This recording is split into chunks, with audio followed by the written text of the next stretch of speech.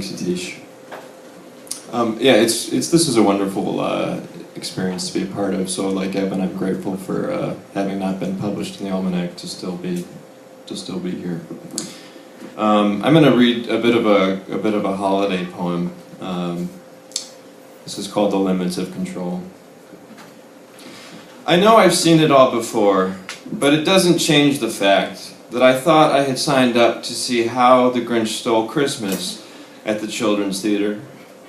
That I hadn't checked the tickets before having volunteered, or even considered the Cat in the Hat a viable option for Jews, Muslims, and what I can only assume are non-practicing atheists, as more or less embodied here by children like Sophia, whose allegiances lie somewhere between total lack of interest and blatant disregard for the fact that food and beverages are not permitted in most theaters, having imprudently taken up parent volunteer number 2, or as I'll call him, Captain Foresight, on his dispersal of crackers, while we wait for what turns out to be a G-rated version of Gallagher Live, replete with one near catastrophe coming to its own catastrophic rescue after another, one detail unforeseen revealed to be also made entirely of glass. Distracted as I was by the as yet unbroken picture in my head, an arrow pointing right, as we turned left into a room just dark enough to lose sight of everything but that which we were now in a position to expect, as our train became a model of the earth, spinning on its axis. Tiny cities of confusion, fear, and missing scarves, haphazardly rising to the surface as to claim their insignificance in light of the more serious issue of finding our seats, together as one gleaming, ornament-like memory of a simpler time before this field trip. Dropped hands, and without half the warning doled out over speakers in the lobby about talking on our cell phones during the performance, found ourselves as suddenly held hostage by a play full of demands. And everyone is playing their part, but for Sophia, who is reaching for the cracker I have hidden inside Ephraim's jacket. Ephraim, who is sleeping, and me, who's frankly overstepping any line of disbelief in terms of acting like I'm here, when in reality, I'm wondering if, years from now, my words, like Dr. Seuss's, will be read and deemed pure drivel in relation to the warming of that ornament, or rise in mass gun violence, fail in general to adumbrate events as they take shape right here and now, not counting thing ones lying prostrate on the ground and lobbing ping-pong balls from its mouth to thing twos, high in the air, or if it's clear that I am saying exactly what I mean.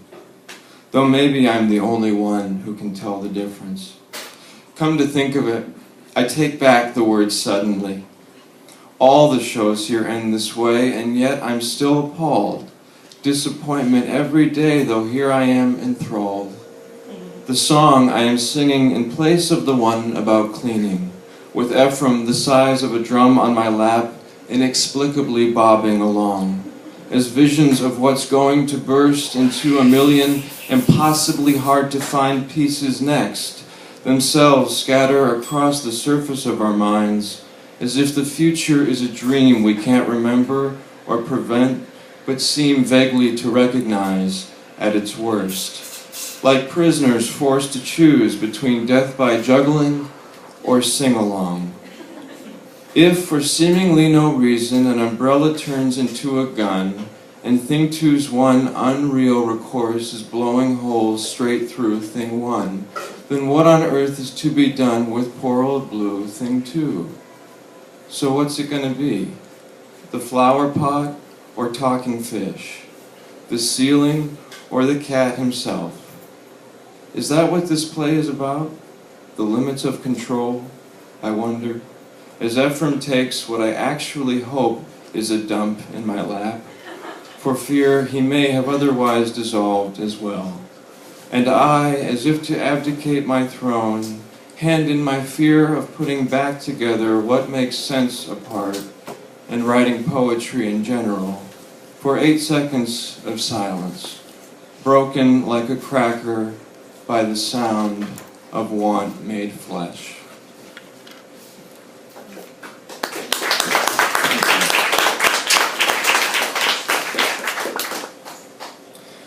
This is a poem, I was going to say to Nicholas, I hope about males gazing longingly at each other. This is a poem about Richard Blanco and me. Richard Blanco wrote the inaugural poem. I wouldn't know that offhand, so that's what I'm talking about. This is called Magnificence Most Recently. Richard Blanco waves his honorary doctorate, and it occurs to me that all my life I don't know where to look.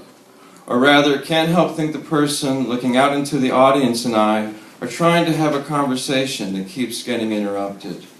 Which it isn't. Just in case, though, I'm pretending to make piles of his poem One Today, as if to say, I understand, let's talk about it later. Like following the reading, there won't be time to make piles, and the students lining up will be impatient for their cards to work and books be signed.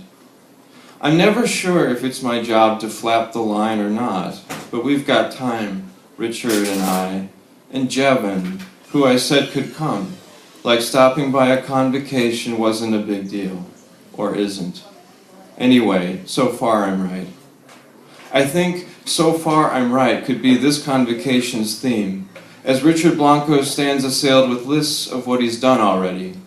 Books, awards, that time he wrote a poem for the president on television. Wrote because, as it turns out, the version he turned in the night before inauguration to whomever's job it is to give permission to a poem at the White House wasn't the same version he was furiously editing behind the lectern seconds before reading the same version he just read.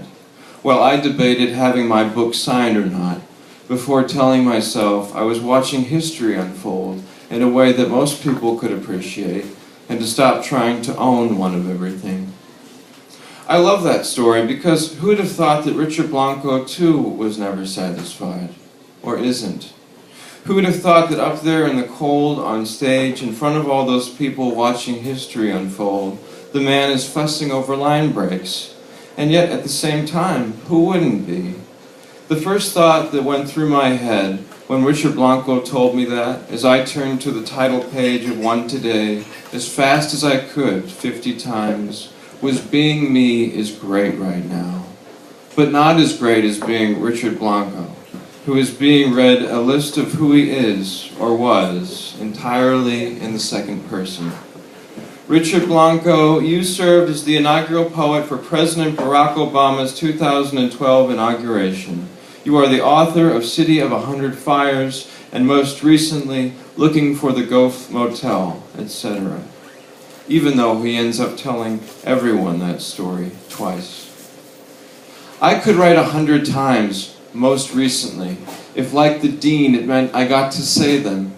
Words together which entail a kind of urgency, as well as an acknowledgement of something's having been that one should be aware of. Like a book. And so I straighten up the pile. Recently I heard the words most recently used to describe the third book in a trilogy, mistaking the book's title as Magnificence Most Recently, which suddenly enough I wished I'd thought of. Richard Blanco is still talking to me about language or America. Not that it's a choice, but I can't tell if Richard Blanco's poems and the dean's remarks were meant to coincide or will and form a theme.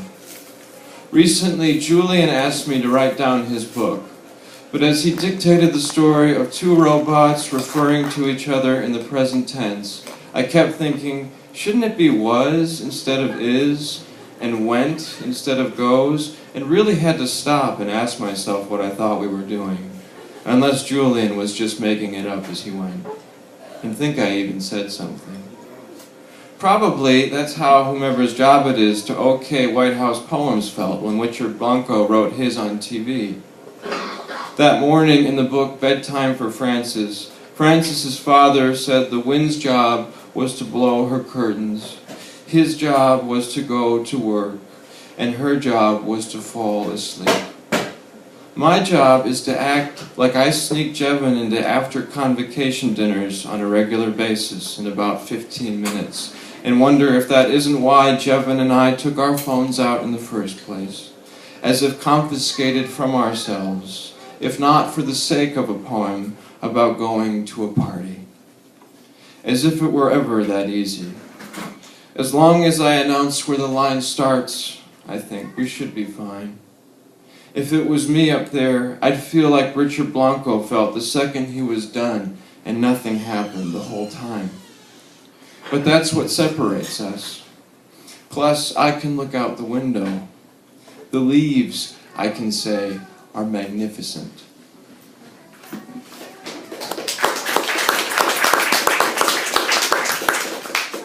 Thanks so much. I'm just going to read one more short one. This is sort of a poem in progress. But it's still going to be short, I think. I gather we aren't supposed to be taking notes, but I don't want to forget the girl's question, probably because it didn't come from me. Is this how it's supposed to be? She asked, holding up a half-completed puzzle of a tiger. Not to say there are dozens of these lying around as examples. If I could go back, I would stop concentrating so hard on my handwriting, see if it makes any difference. I would start writing poems from an early age. Instead of a jacket, the J. Crew email newsletter began before I could ask what, but not before I had thought better of it. Before we had completed the tiger, I thought it was obvious. If I could isolate its hind leg from the front, I thought, I might be headed in the right direction after all this time. Instead of a jacket, what if I said that I cry now quite easily? Would it fit? Would I feel the same? Thanks so much.